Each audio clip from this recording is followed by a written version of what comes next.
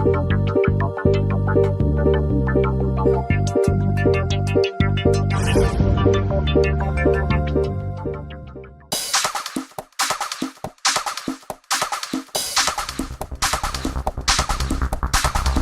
lorsqu'on veut transférer, on a l'impression que l'État cherche à recentraliser. La passation des marchés au Cameroun, il faut le reconnaître, c'est purement de l'affairisme public. Vous imaginez ça? Ça dit toute la périphérie là. Vous détruisez ça pour construire une quarantaine de villas. Voilà le genre de projet farfelu qu'on nous propose. Il ne faut pas avoir honte de la ville africaine. Madame, Monsieur, bienvenue dans ce 4e numéro de l'émission Grand Format présentée par Kamdem Soap. Dans cette édition, son invité se nomme Jean-Pierre Elombassi, secrétaire général de Cités et gouvernements locaux unis d'Afrique depuis 2007. Né le 16 septembre 1948 à Douala, ce spécialiste du développement urbain et de l'aménagement des territoires est à la base du concept Africité créé en 1998 et qui est la grand-messe des acteurs du développement local en Afrique. Il a été le secrétaire général du Partenariat pour le développement municipal de 1992 à 2006 et tout premier secrétaire général de la coordination mondiale des associations des villes et des autorités locales. Monsieur Elombassi a été de toutes les batailles visant à faire entendre la voix des collectivités locales africaines dans les instances mondiales. En quels termes se pose le problème de la mobilité urbaine sur le continent aujourd'hui? La question de la mobilité est une des questions qui est un abcès de fixation dans le fonctionnement des villes africaines. Ces villes ont grandi trop vite. D'abord, à l'horizontale. Ce qui fait qu'une ville comme Kinshasa, c'est 120 km du nord au sud, d'est en ouest, 80 km du nord au sud. Dans ces villes-là, les systèmes de transport ne sont pas organisés. Quand ils étaient organisés, ils n'étaient pas efficaces et rentables. Quand une ville atteint 2 millions d'habitants, il n'y a plus d'autre moyen de la rendre efficace en fonctionnement que le rail. L'utilisation des tramways, des métros, etc. Le métro, son coût est relativement prohibitif et les sites sur lesquels nous sommes ne permettent souvent pas de creuser dans le sol pour pouvoir faire passer le système de transport. Donc la préférence va au tramway, mais c'est d'un coût relativement élevé. Mais tous les systèmes de rails fonctionnent généralement à l'électricité. Et sans électricité stable, vous ne pouvez pas avoir de système de rails. Vous voyez, le poisson se mord la queue. Dès qu'il y a 2 millions d'habitants, il faut un rail.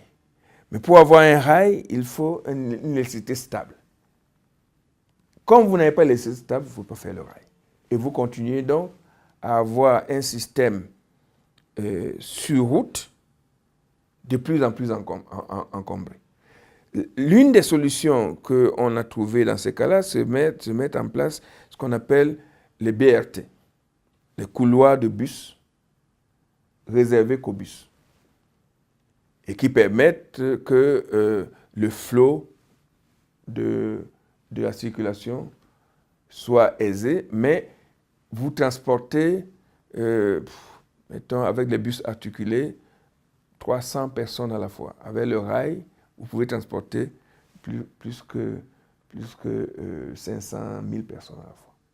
Donc, quelque part, nos villes ont un énorme problème de traitement de la mobilité. Et la solution qui consiste à dire on ajoute des voies, on élargit des voies, n'est pas une solution viable si on ne sait pas la coupler avec du rail. À quel horizon nos villes pourront avoir des systèmes de rail? C'est difficile. C'est pour ça qu'une des solutions, est d'agir sur la planification. De faire en sorte que les gens n'aient pas à faire des déplacements domicile-travail ou des déplacements école-travail, école-domicile est trop important. En réduisant les distances à parcourir, on peut augmenter les modes.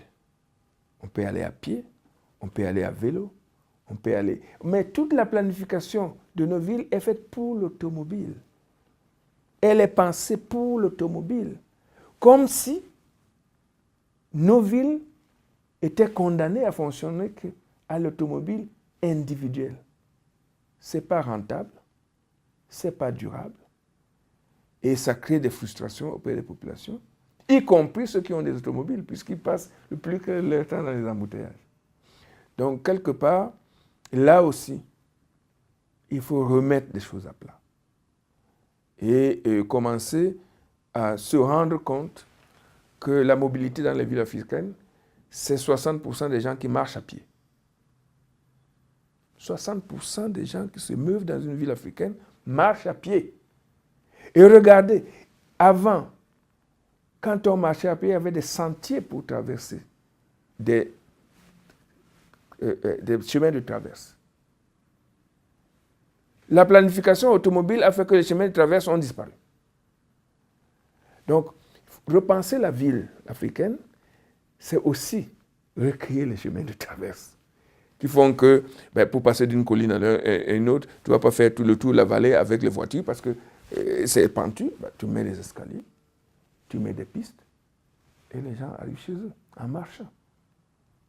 Mais aujourd'hui, tu les obliges à marcher quand même puisqu'ils ne peuvent pas entrer dans les voitures et les taxer. Mais des kilomètres et des kilomètres, alors qu'avec un chemin de traverse, ils pourraient réduire leur marche. Mais ce que je voudrais que vous reteniez, c'est que 60% des citadins africains marchent à pied pour se rendre d'un coin à un autre. À Kinshasa, les gens se lèvent à 4 heures du matin pour pouvoir rejoindre leur travail vers 8 heures de l'autre côté là, mais à pied. Et quand vous voyez des bus, ils sont bondés, les gens sont sur les toits et quand il y a un accident, c'est l'hécatombe. Alors il faut faire, et comme on sait d'avance que le rail ne viendra pas de si tôt, alors tournons les choses autrement. Planifions autrement. Et c'est incrémental. On ne va pas dire que Kinshasa, on va fermer la Gombe, non. Mais on peut créer des systèmes. À Abidjan, on a fait ça à un moment donné. On a fait des quartiers qui avaient tout, localement. L'école, le mini-centre de santé, le mini-marché, le petit shopping mall, tout là. Et les gens, si vous allez à Abidjan, il y a des coins où vraiment vous n'avez pas en ville. Vous faites quoi? Si on pouvait recréer ces choses-là, pour que les gens aient la préoccupation d'une certaine proximité, d'une certaine mixité des activités, alors on réduirait le besoin de déplacement en voiture. À mon avis, c'est ça la solution. Mais dans les villes comme les nôtres, comme Yaoundé par exemple, la multiplication des voies de ceci ne résoudra aucun problème. On va dire on va faire traverser sud, traverser nord, ça ne résoudra rien. Ça ajoutera plus d'embouteillages, plus de voitures, plus de ceci ou de cela. C'est le rail ou la réorganisation du fonctionnement. Avez-vous une petite idée de ce que coûtent les embouteillages au développement de nos villes? La Banque mondiale avait calculé qu'à Dakar, les embouteillages coûtaient à la ville de Dakar à l'époque, je parle d'il y a 10 ans, 60 millions, enfin, je vais parler en 6 millions de dollars d'embouteillages, 6 millions de dollars par an. Les embouteillages stationnés dans les embouteillages, 6 millions de dollars. Que le prix de l'essence, mais pas les conséquences en santé.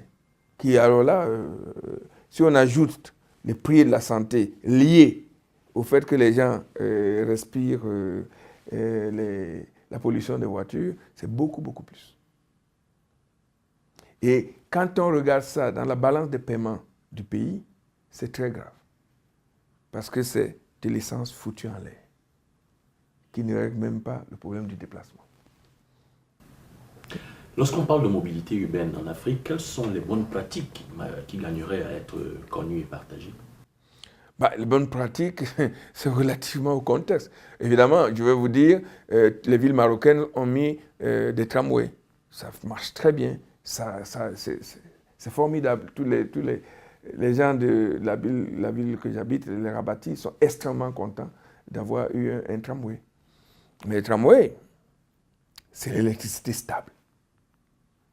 Donc il fallait, par ailleurs, en amont, avoir un système énergétique de production et de distribution d'énergie stable. Suivez mon regard. Bien. L'autre bon exemple, c'est la ville de Johannesburg et la ville de Lagos, qui viennent de mettre en place des BRT, des bus sur site propre, qui fonctionnent à peu près comme les tramways, mais sur roues. Et il n'y a pas encore, je ne connais pas d'expérience de trolleybus, c'est-à-dire des bus qui fonctionnent sur l'électricité. Là, c'est des bus qui fonctionnent sur l'essence, mais sur site propre. Ça, c'est une solution possible qui demande un élargissement des infrastructures. Donc, vous devez mettre le coût du BRT et le coût de l'infrastructure. Vous voyez que ce sont les très grandes villes qui font ça, parce qu'ils ont une capacité de retour sur investissement qui est importante. En deçà de 2 millions d'habitants, le BRT me semble questionnable. Maintenant, je vous dis, une des solutions, c'est promouvoir la mixité des activités et des lieux d'habitation. Et ça, c'est à la portée. Bien sûr, ce n'est pas du très court terme, ça ne se voit pas tout de suite. Mais si vous faites ça, au bout d'une quinzaine d'années, votre ville fonctionne totalement différemment. Mais ça demande une permanence de la volonté politique de faire ça. Et comme les mandats sont de 5 ans pour les élus locaux, il faut que l'enchaînement de mandats, on ne remette pas en cause ce qu'a fait le précédent. Parce que si on commence à remettre en cause ce qu'a fait le précédent, on n'y arrivera pas. C'est pour ça que aussi, cette continuité du service public, qui n'est pas liée à la personne qui gère au moment, au cours de son mandat, est aussi quelque chose de très important. Je pense que c'est pour ça qu'il faut des plans stratégiques de développement qui soient de l'ordre de 20 ans et qui engagent des mandats successifs. Au lieu que chacun apporte son programme électoral de 5 ans, en 5 ans, je vous ai dit, vous ne pouvez pas faire grand-chose.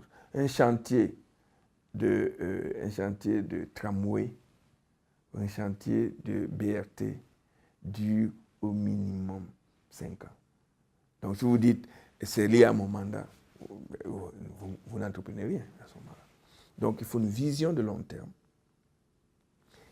qui, évidemment, comme dans toute vision de long terme, les intérêts ne sont pas forcément convergents. Donc chaque mandat va avoir une tonalité d'exécution de cette vision à long terme différente. Mais il ne faut pas qu'on quitte la vision de long terme. Parce que si on la quitte, à ce moment-là, on n'agit pas pour sa vie. On agit pour son mandat, mais on n'agit pas pour sa vie.